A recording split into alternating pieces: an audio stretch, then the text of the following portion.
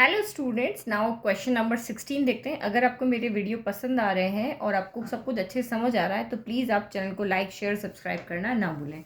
तो ये क्वेश्चन में देखो, ऊपर क्या है, एक क्वाड्रेटिक इक्वेशन है, नीचे क्या है, एक क्यूबिक इक्वेशन है। जब आप एक्स को मल्टीप्लाई करोगे तो मैक्सिमम पावर 3 आएगी।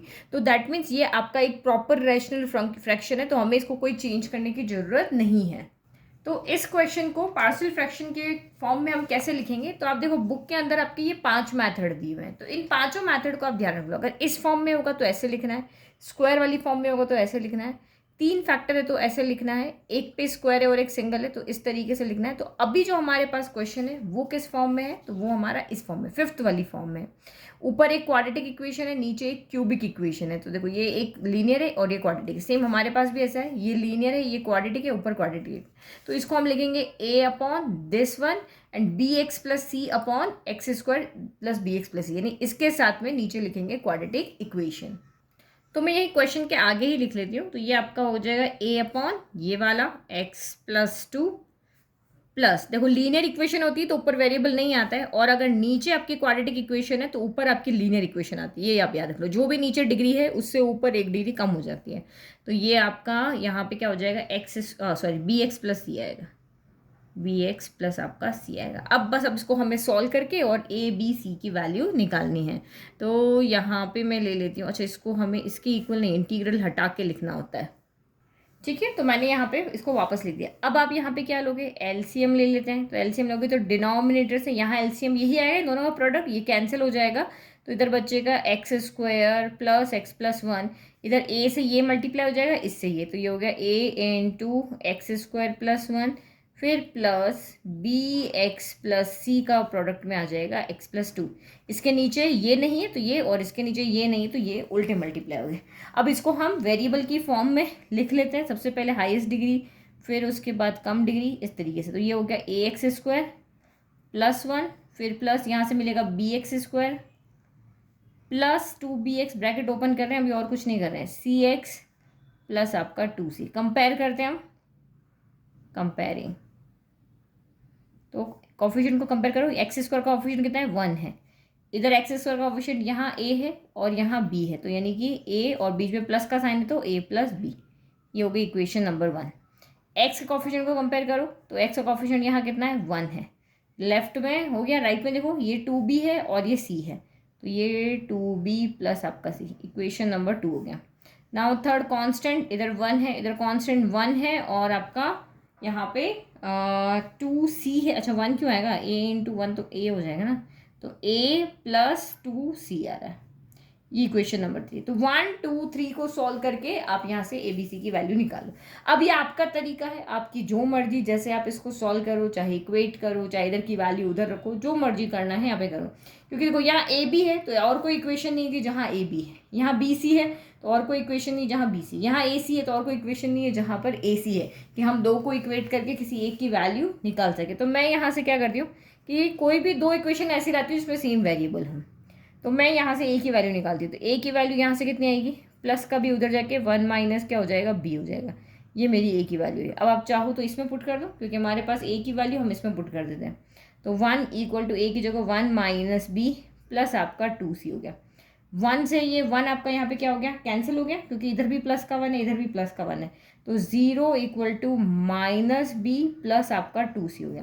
देखो बी सी में ये भी है और बी सी में ये भी है, तो हम बी को इक्वेट कर देते हैं। यहाँ 2 है, बी का कॉफिशिएंट 2 है, तो यहाँ भी 2 लिया था, तो 2 से मल्टीप्लाई करो, तो 0 इंटू 2 हो गया, और ये माइनस का 2b प्लस आपका 4c हो गया। ठीक है, तो ये हमने 2 से मल्टीप्लाई किया ना, हम दोनों को इक्वेट करना है। तो नाउ इन दोनों को इक्वेट करो, 1 equal to 2b plus c हो गया, और ये 0 इक्वल टू माइनस का 2b प्लस 4c हो गया। एक पॉजिटिव एक नेगेटिव कैंसिल हो गए। 1 equal to 4c plus 1c यानी कि 5c हो गया। तो दिस एम्प्लाइज 1/5 इक्वल टू आपका क्या हो गया, c हो गया। तो ये हमें c की क्या मिल गई, वैल्यू। अब c की वैल्यू आप इसमें पुट कर दो, इस वाली में जिसमें हमने मल्टीप्लाई किया ना, इसमें पुट कर दो। तो 0 इक्वल टू माइनस का b प्लस 2 इंटू 1/5 हो गया। तो ये 2/5 हो गया, माइनस का भी उधर भेज दोगे तो b इक्वल टू आपका 2/5 हो गया।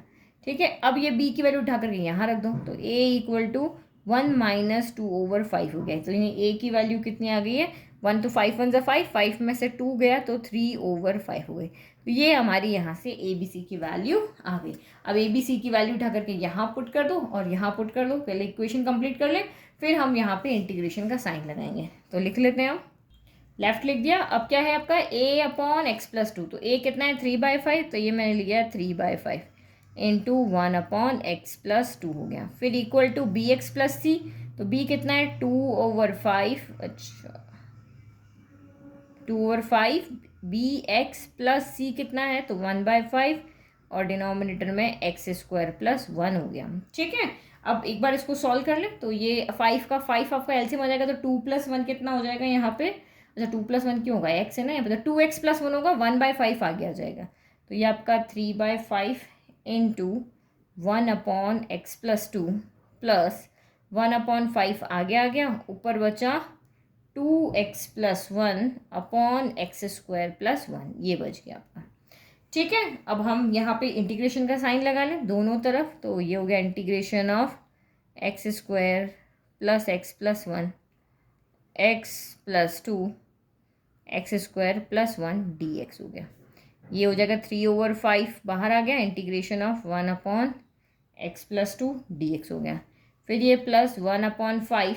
अब ये आपको इंटीग्रेशन इसका नहीं आता, ऊपर एक वेरिएबल है नीचे क्वाड्रेटिक है, तो क्या करें, तो इसको हम इजीली सेपरेट करके लिख लेते हैं। तो ये आपका इसको इससे लिखते हैं, देखो इंटीग्रेशन ऑफ 2x/x² + 1, ऐसे तो हम लिख सकते हैं, और ये dx हो गया। फिर प्लस 1/5 इसके साथ भी है, तो 1/5 इधर चला गया, इंटीग्रेशन ऑफ 1/x² + 1 और ये आपका dx हो गया। ठीक है, तो अभी हमने सेपरेट करके लिखा ताकि हम इंटीग्रेट कर पाएँ। तो अब देखो ये डायरेक्ट इंटीग्रेट हो रहा है, 1/x log x, ये 1/x² + a², तो ये tan इनवर्स वाले फॉर्मूले हो जाएगा। लेकिन इसका क्या करें, इसको हमें थोड़ा सा सॉल्व करना पड़ेगा। ऐसा क्वेश्चन हम पहले कर चुके हैं, तो इसको देखते हैं। लेट, क्योंकि डिनोमिनेटर का डिफ्रेंशिएशन ऊपर अवेलेबल है, तो मेथड ऑफ सब्स्टिट्यूशन से करेंगे। लेट x² + 1 = t, तो ये डिफ्रेंशिएट करो, तो ये कितना हो जाएगा 2x dx इक्वल टू कितना हो जाएगा dt। तो ये इक्वेशन जो है वो अब आपकी चेंज हो जाएगी। ये क्या हो जाएगी 3/5 इंटीग्रेशन, क्योंकि हम इंटीग्रेट एक साथ कर दिए, नहीं कि एक का कर दिया एक बचा हुआ रह रहा है, ऐसे नहीं करते हैं। तो 1/5 एज इट इज़, और 2x dx की जगह आपका dt हो गया, तो 1/, और x² + 1 की जगह पे हमने क्या रखा t रखा है, तो ये 1/t dt हो गया, plus 1/5 integration of 1/x² + 1² dx हो गया। चलो अब हमारे पास सबका फॉर्मूला है 3/5 1/x का log मॉड्यूलस ऑफ x + 2 हो गया। फिर प्लस 1/5, तो 1/t का कितना हो जाएगा, तो log मॉड्यूलस ऑफ t।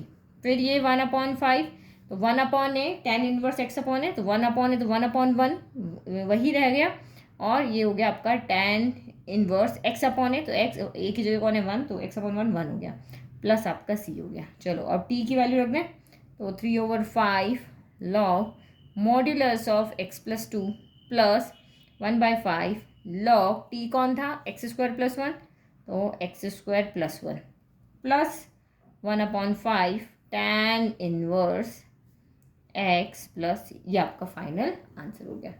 ठीक है, अब और कुछ नहीं बचा, सिर्फ यही हमारा सोल्यूशन है। कोई सॉल्व आगे हो नहीं रहा, क्योंकि दोनों का प्रोडक्ट अलग अलग है, m + n कुछ नहीं लग रहा।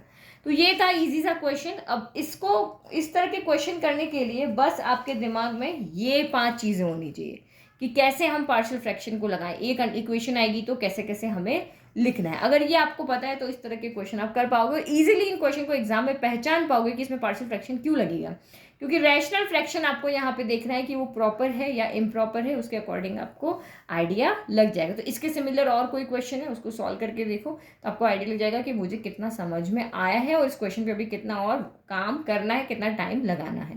Thank you.